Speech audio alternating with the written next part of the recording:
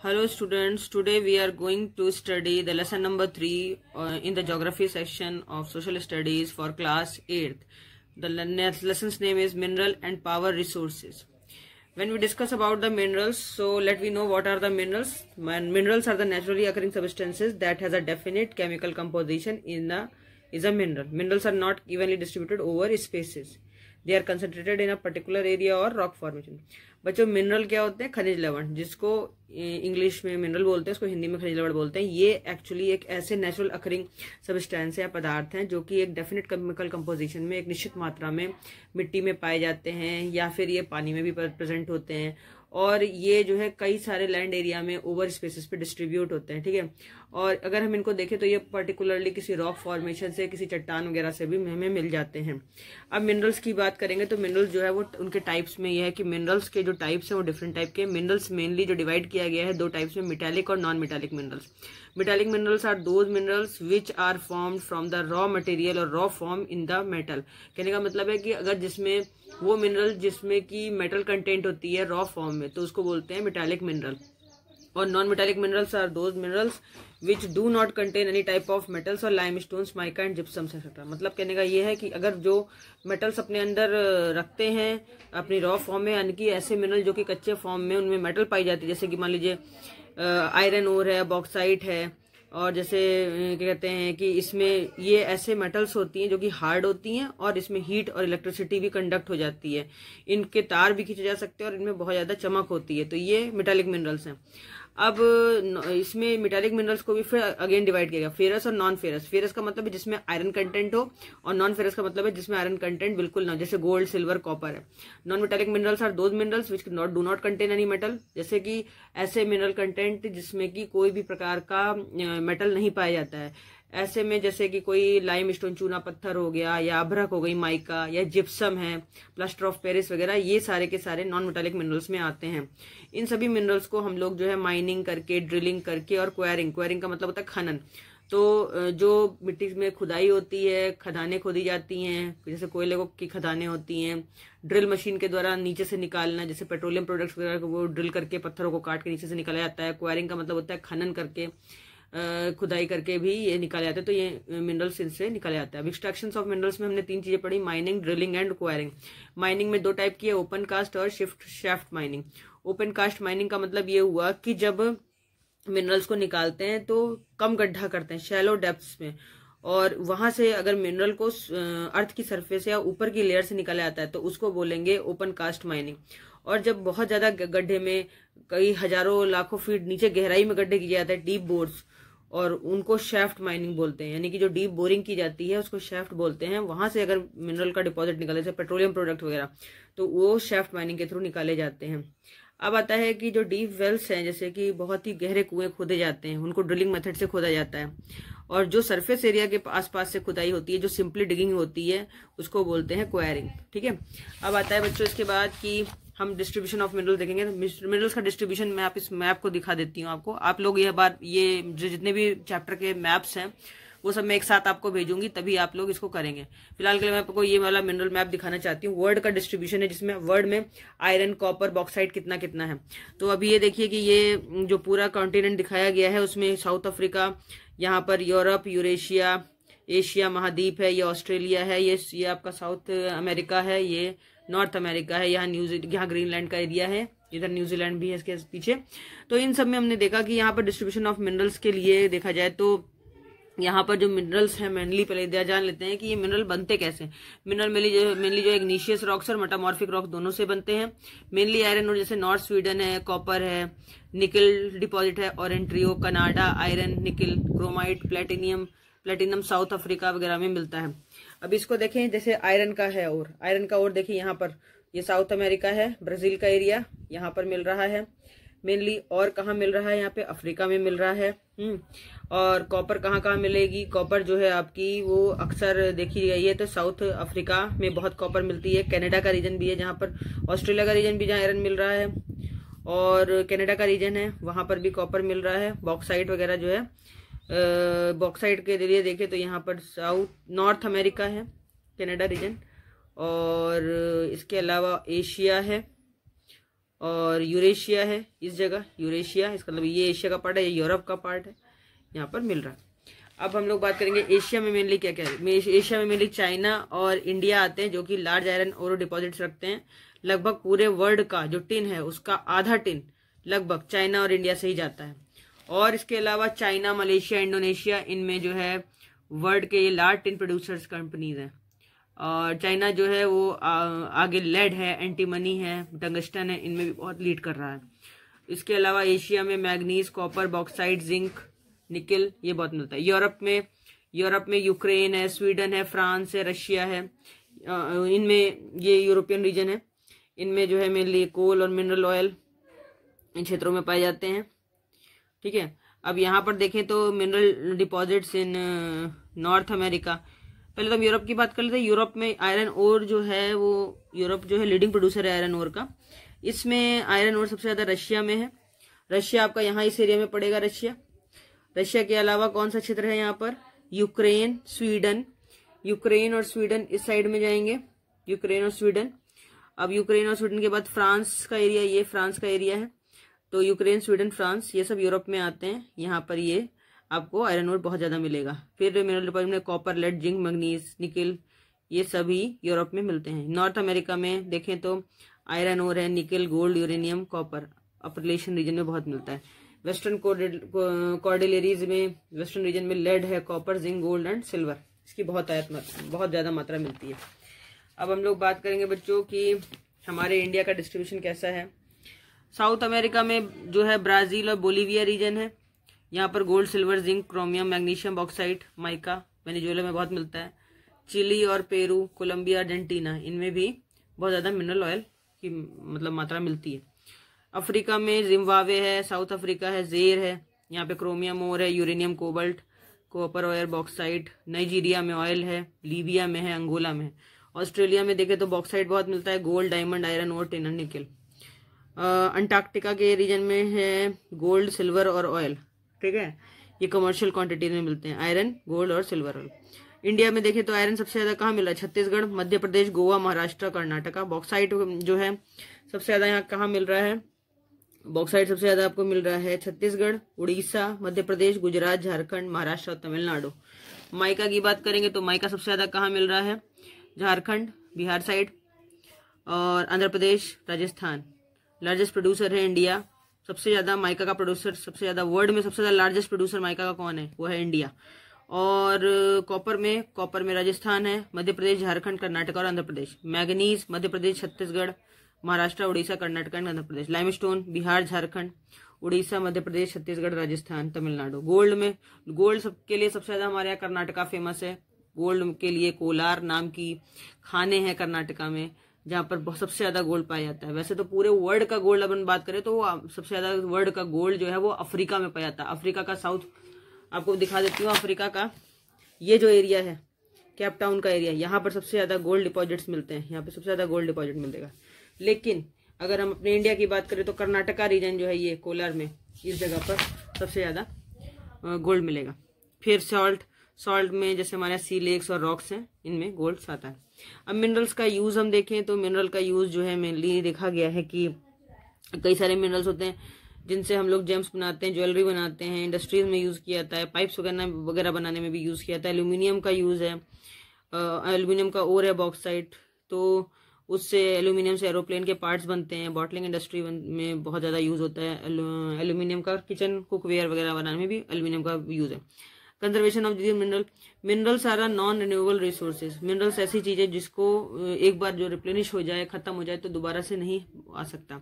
इसीलिए जो है मिनरल्स को के लिए क्या सोचा गया है कि अगर मिनरल्स को हम सस्टेनेबल डेवलपमेंट के अंतर्गत उनको आज के टाइम में उतना ही यूज करें जितना हमें जरूरत है, और उसके बाद उतनी फ्यूचर जनरेशन के लिए भी बचा के रखें, तो वो आगे जाके रिप्लेनिश नहीं होगा और उससे हमें फायदा मिला। फिर मिनरल के लिए हमने ये भी सोच रहा है, हमारी गवर्नमेंट भी ये सोचती है कि अगर मिनरल को कम से कम मात्रा में यूज किया जाए, फिर जो भी यूज किया जाए उसको रिसाइकिल किया जाए और दोबारा से फिर इसको रीयूज जाए, तो इससे जो है मिनरल का कंजर्वेशन ज्यादा अच्छी तरीके से हो पाएगा।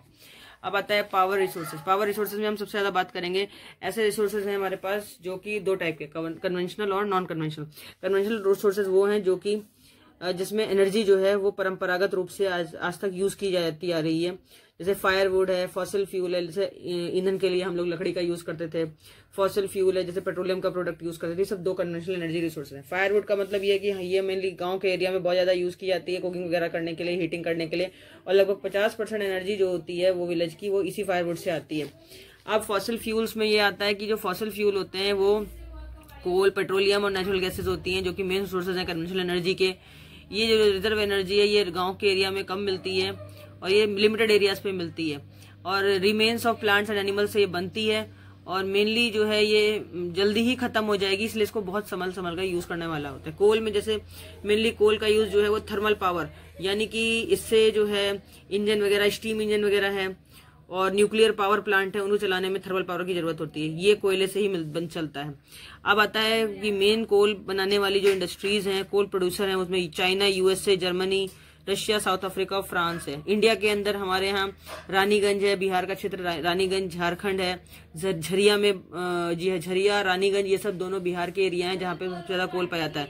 धनबाद का एरिया है, बोकारो है, ये बोकारो उड़ीसा में है। ये मेनली जो है उड़ीसा के पास का एरिया, जो कि झारखंड से बिल्कुल लगा हुआ एरिया है बोकारो। तो ये जो एरिया है बोकारो, धनबाद, झरिया, रानीगंज, ये मेनली अब झारखंड में कंसीडर किए जाते हैं। इन एरिया में सबसे ज्यादा इस समय कोल प्रोड्यूस होता है। अब आता है पेट्रोलियम। पेट्रोलियम को जो है, पेट्रोलियम का रंग काला है और ये ब्लैक गोल्ड भी कहलाता है, क्योंकि इससे जो है जो तेल निकलता है उसकी तेल की कीमत जो है वो इस समय सोने के भाव छू रही है, क्योंकि सबसे ज्यादा महंगा कुछ है तो पेट्रोल है। और पेट्रोल से बहुत, ये पहला क्रूड ऑयल के फॉर्म में मिलता है कच्चे तेल के रूप में, इससे diesel, petrol, kerosene, wax, plastic, lubricant से सब बनते हैं। मेन हमारे यहाँ जो है ये अरेबियन कंट्रीज में, जैसे ईरान, इराक, सऊदी अरेबिया, कतार, ये सब इसके मेन प्रोड्यूसर हैं। यूएसए, रशिया, वेनेजुएला, अल्जीरिया, ये भी प्रोड्यूसर हैं इसके। इसके अलावा इंडिया में सबसे ज्यादा डिगबोई में इसकी खाने हैं पेट्रोलियम की। Assam, Bombay highway in Mumbai, Bombay high, और जो कृष्णा और कावेरी और कृष्णा और गोदावरी नदी, कृष्णा और गोदावरी नदी का जो डेल्टा क्षेत्र है उसमें भी सबसे ज्यादा ये पेट्रोलियम पाया जाता है। अब नेचुरल गैस की बात करेंगे। नेचुरल गैस में सबसे ज्यादा मेनली बात होती है कि ये पेट्रोलियम डिपॉजिट से ही निकलती है, जैसे प्रोड्यूसर गैस है, वाटर गैस है, ये सब ऐसी गैसेस हैं जो नेचुरल गैसेस हैं। लेकिन ये जो मैंने अभी बात की प्रोड्यूसर गैसेस की, और ये कुछ सिंथेटिक हैं जो केमिकल से बनती है। लेकिन ये जो नेचुरल गैस की बात करें, ये पेट्रोलियम डिपॉजिट से नेचुरली निकलती है, क्रूड ऑयल से निकलती है। जब क्रूड ऑयल को निकाला जाता है तब पेट्रोलियम प्रोडक्ट से नेचुरल गैसेस निकलती हैं, जो कि डोमेस्टिक और इंडस्ट्रियल फ्यूल के रूप में यूज की जाती हैं। ये mainly Russia, UK, Norway, Netherland में बहुत ज्यादा मिलती हैं। और इनको सीएनजी, जैसे सीएनजी है वो नेचुरल गैस है, कंबाइंड नेचुरल गैस, ये एक बहुत ही इको फ्रेंडली गैस है। और इससे जैसे कि देखा गया है कि पेट्रोलियम प्रोडक्ट और डीजल से बहुत ज्यादा पॉल्यूशन होता है, तो उसकी जगह हम लोग सीएनजी के व्हीकल चला रहे हैं आजकल। और इससे क्या होता है कि मेनली पॉल्यूशन से बचा जा सकता है। और अब तो बहुत सारे क्षेत्रों में, जैसे इंडिया में जैसलमेर है, कृष्णा गोदावरी डेल्टा, त्रिपुरा, इन सब में नेचुरल गैसेस रिसोर्सेज हैं, और इनसे जो है पॉल्यूशन को काफी हद तक खत्म किया गया है। इससे ग्लोबल वार्मिंग भी करने में बहुत, ग्लोबल वार्मिंग से बचने में बहुत आसानी रहेगी ग्लोबल वार्मिंग से, क्योंकि अगर हम पेट्रोलियम यूज करते रहे तो एक दिन ऐसा आएगा कि जब से इस पॉल्यूशन से हम खुद ही मर जाएंगे, क्योंकि हमारे पास इतना पॉल्यूशन हो जाएगा कि हमारा जो बीओडी है, यानी कि बायोलॉजिकल ऑक्सीजन डिमांड, वो हमारी जो है धीरे धीरे बढ़ती जा रही है। अब आता है हाइडल पावर। हाइडल पावर जो है वो बच्चों यहाँ पर हाइड्रो इलेक्ट्रिसिटी जनरेशन कहलाती है। इसमें क्या करते हैं कि बड़ी बड़ी नदियों में जो डैम होते हैं, जो बड़ी बड़ी नदियों में डैम होते हैं, वो मेनली जो बड़ी बड़ी नदियों में जो डैम होते हैं उनके ऊपर जब डैम बनाए जाते हैं तो उसमें क्या करते हैं कि इन नदियों के ऊपर जो पानी होता है उसको कलेक्ट किया जाता है। जैसे देखिए आप इसमें डायग्राम में देख सकते हैं, वाटर रिजर्वायर सा बना दिया गया यहाँ पर, और इससे पानी जब ऊपर से नीचे की तरफ एक टरबाइन लगा दी जाए, इसमें जाएगा, तो यहाँ से क्या होगा, इलेक्ट्रिसिटी जब बहुत तेजी से पंचक्की घूमेगी, टरबाइन घूमेगी, तो उसके पंखे से ऊपर से गिरता हुआ पानी यहाँ से इलेक्ट्रिसिटी जनरेट करेगा, और इस इलेक्ट्रिसिटी से हाइड्रो पावर चलते हैं। ठीक है, यहाँ पर मेनली हाइडल पावर जो है, जैसे कि पैराग्वे है, नॉर्वे, ब्राजील और चाइना के क्षेत्र में सबसे ज्यादा ये इस समय हाइडल पावर है। रेन वाटर हार्वेस्टिंग, और रेन वाटर को भी स्टोर किया जाता है डैम्स में, काफी ऊंचाई से गिराया जाता है, तो इससे भी जो टरबाइन के ब्लेड्स घूमते हैं, तो इससे भी हाइडल पावर जनरेट होती है इलेक्ट्रिसिटी।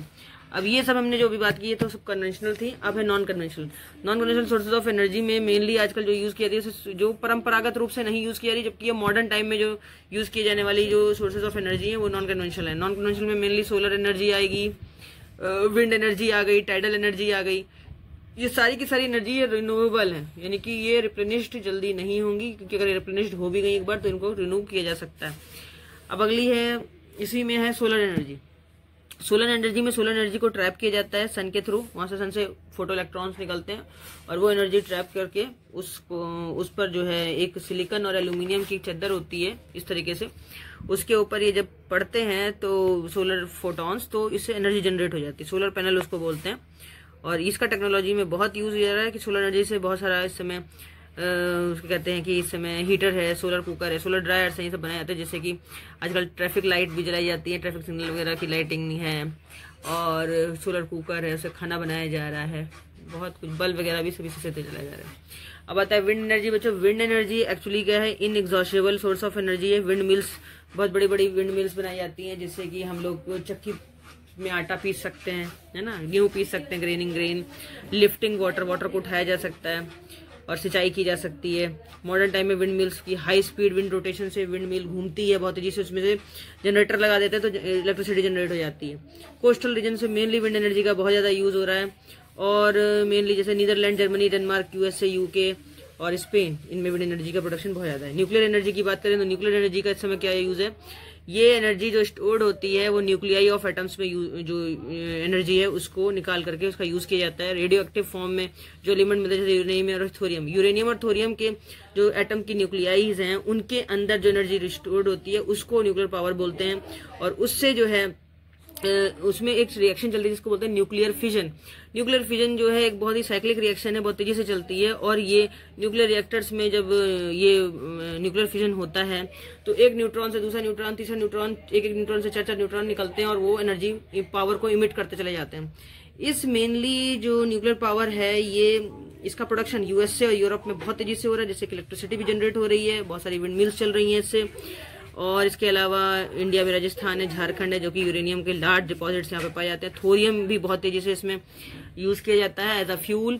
मोनोजाइट सैंड्स वगैरह जो पाई जाती है केरला में पाई जाती है, जिसका यूज हम न्यूक्लियर पावर स्टेशन में इंडिया में कर रहे हैं। अब भारत में सबसे ज्यादा न्यूक्लियर पावर स्टेशन इस समय जो लोकेटेड है वो है कलपक्कम जगह पर। कलपक्कम ये तमिलनाडु में पड़ता है, यहाँ पर न्यूक्लियर पावर स्टेशन जो बनाया गया है। और एक है तारापुर जो है आपका महाराष्ट्र में है। तारापुर कहाँ है, महाराष्ट्र में। राणा प्रताप सागर जो है वो नियर कोटा इन राजस्थान। नरौरा यूपी में है उत्तर प्रदेश में, और कएगा जो है वो आपका कर्नाटका में। ये सब मेन रीजन है जहां पर न्यूक्लियर पावर स्टेशन है। न्यूक्लियर पावर स्टेशन का देखिए इसमें वो बनाया गया है कि यहाँ पर न्यूक्लियर रिएक्टर है, इसके अंदर थोरियम यूरेनियम की छड़ें रखी जाती हैं, स्टिक्स, और इनसे जो है एनर्जी जब आपस में मिलाया जाता है तो इससे बहुत सारे न्यूट्रॉन्स जनरेट होते हैं जो एनर्जी देते हैं। और ये एनर्जी इतनी गर्म होती है कि इसको ठंडा करने के लिए हॉट वाटर का इस्तेमाल किया जाता है। ये हॉट वाटर से ये कंडेंस्ड हॉट वाटर की जो वेपर होती है वो यहाँ पर कंडेंस की जाती है। कंडेंस करने के बाद ये स्टीम बनती है, स्टीम से ये टरबाइन चलती है, बहुत तेजी से घूमती है, घूमने से जनरेटर में लगाई जाती है, तो जनरेटर से इलेक्ट्रिसिटी जनरेट होकर के यहाँ पर बल्ब जल गया। इस तरीके से ये न्यूक्लियर एनर्जी बनती है। अब आता है जियोथर्मल एनर्जी। जियोथर्मल एनर्जी का जो प्लांट आपको दिखाया गया है वो ये है। इसमें क्या करते हैं कि कुछ जो हीट एनर्जी जो हमारे पृथ्वी के अंदर है उससे जो एनर्जी ऑब्टेन की जा रही है उस हीट एनर्जी का यूज किया जाता है, उसको बोलते हैं जियोथर्मल एनर्जी। जब अर्थ का टेम्परेचर बहुत ज्यादा राइज कर जाता है, जब हम नीचे की तरफ जाएंगे अर्थ में, पाताल में, तो धीरे धीरे उसका टेम्परेचर बहुत तेजी से राइज करता है। जैसे तेजी से राइज करेगा तो उसके अंदर जो हीट एनर्जी है वो हॉट स्प्रिंग्स के रूप में, गरम गरम जल के फव्वारों के रूप में निकलती है, इससे एनर्जी जनरेट होती है। ये जियोथर्मल एनर्जी जो है वो हॉट स्प्रिंग्स के रूप में निकलती है, कुकिंग, हीटिंग, बाथिंग वगैरह पर्पसेस के लिए यूज की जाती है। यहाँ पर देखिए जैसे आपको दिखाया गया इस डायग्राम में कि इस तरीके से देखिए जल स्रोत फूट रहे हैं यहाँ पर, और ये नेचुरल क्रैक आ गया, यहाँ से स्टीम बहुत तेजी से निकलेगी। इस स्टीम में एक यहाँ पर जो लोकल पाइप्स लगाए जाते हैं, इसके अंदर आर्टिफिशियल पाइप लगा करके यहाँ से देखिए इसको ऑपरेट करने के लिए यहाँ पर एक पेच भी दिए गए हैं ना, नट्स वगैरह। इन नट्स को ढीला किया जाता है तो यहाँ से ये स्टीम निकलती है बहुत तेजी से और ये टरबाइन में जाती है, जनरेटर से घुमाती है टरबाइन को फटाफट, और जनरेटर से इलेक्ट्रिसिटी जनरेट हो जाती है। इससे जो है बहुत जगह की लाइट वगैरह इलेक्ट्रिसिटी है ये सब जलाई जा रही है। अब हम लोग बच्चों लास्ट मेनली जो ये है जियोथर्मल एनर्जी है, ये इसके मेन सोर्स कहाँ है हमारे यहाँ। वैसे तो वर्ल्ड में यूएसए है, New Zealand, Iceland, Philippines, Central America और इंडिया के अंदर जियोथर्मल प्लांट जो है इस समय नया जो बनाया गया वो मणिकारण नाम की जगह है हिमाचल प्रदेश में। ये जो थर्मल एनर्जी बनाई गई है पूगा नाम की जगह है लद्दाख में। पूगा वैली जो है वो लद्दाख में, जहां पर जियो थर्मल एनर्जी बहुत तेजी से बनाई जा रही है। टाइडल एनर्जी की बात करेंगे। टाइडल एनर्जी जो है वो बच्चों एक ऐसे जो समुद्र में ऊपर नीचे यूं टाइड्स आते हैं, ये जो बहाते हैं ना ऐसे करके आपको वेव्स मिलेंगी। तो ये जो टाइडल एनर्जी है वो इन टाइड्स से बनती है। ये जो टाइड्स होते हैं वो समुद्र में बहुत तेजी से उठते हैं, हाई टाइड और लो टाइड्स, जैसे कि डायग्राम में बताया गया हाई टाइड और लो टाइड। होता क्या है कि जब इनसे जो ये जो एनर्जी जनरेट हो जाती है इन टाइड से, उनको टाइडल एनर्जी बोलते हैं। टाइडल एनर्जी में जो डैम्स वगैरह बिल्ड किए जाते हैं narrow openings of the sea पे, तो during high tide and energy of the tide is use to do. जब हाई टाइड आती है बहुत तेजी से, तो इसमें क्या होता है कि यहाँ पर अगर हाई टाइड आएगी तो इससे जो है ये टरबाइन घुमाता है। टरबाइन घूमेगी तो सीधे जनरेटर से इलेक्ट्रिसिटी जनरेट हो जाएगी, और जब लो टाइड आएगी तो ये अगेन जो है ये धीमा पड़ जाएगा और इससे जनरेटर घूमना, टरबाइन घूमना बंद हो जाएगी। तो इनसे जो है एनर्जी जनरेट की जाती है। अब आता है लास्ट में बायोगैस। बायोगैस प्लांट जो है वो आपने जनरली विलेज में भी देखे होंगे। बायोगैस प्लांट आसपास के एरिया में भी लगे होते हैं। यहाँ पर क्या होता है कि जो लोग अपने ऑर्गेनिक फार्मिंग करते हैं वहाँ पर डेड प्लांट और एनिमल मटेरियल होता है, एनिमल डंग होती है, किचन का वेस्ट वगैरह निकलता है बहुत ज्यादा, उनसे बनने वाला जो फ्यूल है गैसियस फ्यूल से गैस निकलती है उसको बायोगैस बोलते हैं। ये ऑर्गेनिक वेस्ट है जो कि बैक्टीरिया के थ्रू डिकम्पोज हो जाती है। जब बायोगैस जो होते हैं, ऐसा होता है कि जो बैक्टीरिया होता है उसका काम होता है बायोगैस डाइजेस्टर कहलाते हैं। यानी कि जो एनिमल प्रोडक्ट है, एनिमल ऑर्गेनिक मैटर है या उसके बाई प्रोडक्ट्स हैं, उनमें ये जो बैक्टीरिया होते हैं ये क्या करते हैं कि अपनी डाइजेशन के थ्रू ये डिकम्पोज कर देते हैं उस मटेरियल को, ऑर्गेनिक वेस्ट को, और उसके बाद में एक मिक्सचर होता है जिसमें मीथेन गैस निकलती है और कार्बन डाइऑक्साइड। तो मीथेन और कार्बन डाइऑक्साइड जो है वो दोनों मिलकर के बायोगैस बनाती है। ये बायोगैस एक एक्सीलेंट फ्यूल है कुकिंग के लिए, लाइटनिंग के लिए, और huge amount of organic manure बनाता है, बहुत ज्यादा खाद भी बनाता है पर ईयर में। ये उसके लिए यूज किया जाता है। इसमें करते क्या है कि जैसे एक गैस टैंक लेते हैं, एक टैंक लेते हैं और एक इधर से डालने के लिए यहाँ से गोबर वगैरह जैसे है, एनिमल प्रोडक्ट्स है, एनिमल का बाई प्रोडक्ट है, किचन वेस्ट है, ये सब इसमें डालते चले जाते हैं। ये सड़ता है, सड़ने के बाद में सीधे यहाँ स्लरी इसमें पानी मिला करके मिक्स करके यहाँ पे डालेंगे। उसके बाद ये नीचे आएगा, नीचे आने के बाद में ये सड़ेगा इसके अंदर, और ये इसमें घुमाने के लिए टरबाइन भी लगी होती है इसके अंदर, ये रोटेट करती है इसको। तो धीरे धीरे नीचे से एनिमल प्रोडक्ट जो है और वेस्ट जो भी ऑर्गेनिक मैटर है वो प्रोडक्ट जो है वो घूमता है, बदली से गैस बनती है। इसमें carbon dioxide plus methane gas बनेगी, और ये मीथेन गैस जो है फिर इसके बाद में यहाँ से धीरे धीरे ऊपर की तरफ से गैस निकलेगी, गैस रिलीज होगी, और यहाँ से जो वेस्ट होगा वो वेस्ट सड़ने के बाद में मैन्योर बन जाता है। ये मैन्योर खाद बन के फर्टिलाइजर के रूप में खेतों में, इन फार्म्स में यूज की जाती है। तो इसी के साथ बच्चों हमें ये भी समझना होगा कि हम हर एक एनर्जी का आजकल के टाइम में बहुत ही ज्यादा सस्टेनेबल यूज करें और बैलेंसिंग अमाउंट में इसको यूज करें, ताकि वो हमारी फ्यूचर के लिए भी बची रहे और हमें अधिक समय तक, मैक्सिमम टाइम तक लाभ पहुंचा सके और रिप्लेनिश ना हो। और इसी के साथ बच्चों ये चैप्टर अब यहाँ फिनिश होता है। In my next video I will meet you again with my new chapter or new knowledge. Okay, till then, goodbye, and please take care and stay your home take care from coronavirus, and please like and share my videos.